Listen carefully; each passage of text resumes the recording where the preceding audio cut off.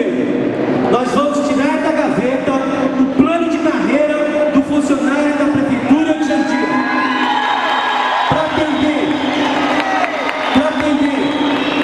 aquelas questões que são discutidas na educação, principalmente na saúde e, de forma geral, em todas as áreas, na segurança pública, nas diversas secretarias. Esse plano de carreira que está na gaveta, eu vou dizer com muito orgulho, eu vou tirar ele da gaveta como muita coisa está enterrada e que não vou colocar em prática. Mas não vai ser amanhã. Não vai ser amanhã. E não será este ano.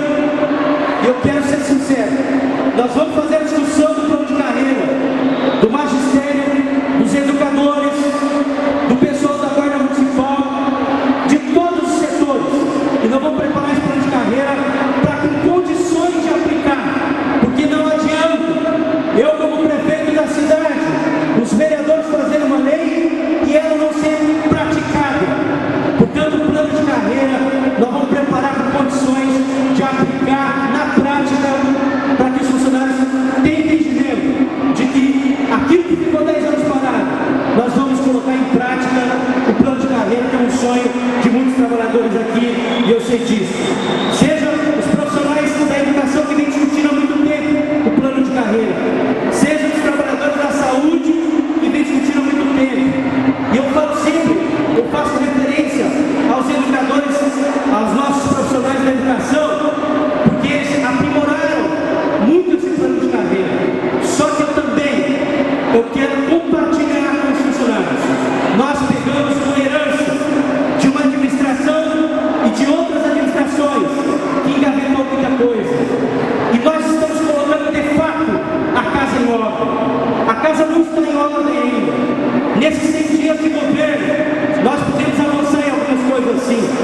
Começando a pagar a dívida que não era nossa.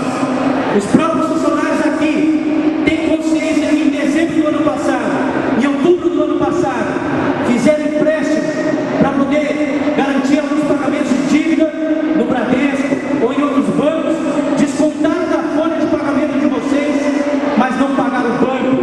Muitos funcionários ficaram inadimplentes. E eu, como governo, assim que entrei, fiz uma negociação com o Bradesco para parcelar a dívida dos funcionários, para limpar o nome dos funcionários e a prefeitura não ficar entregue.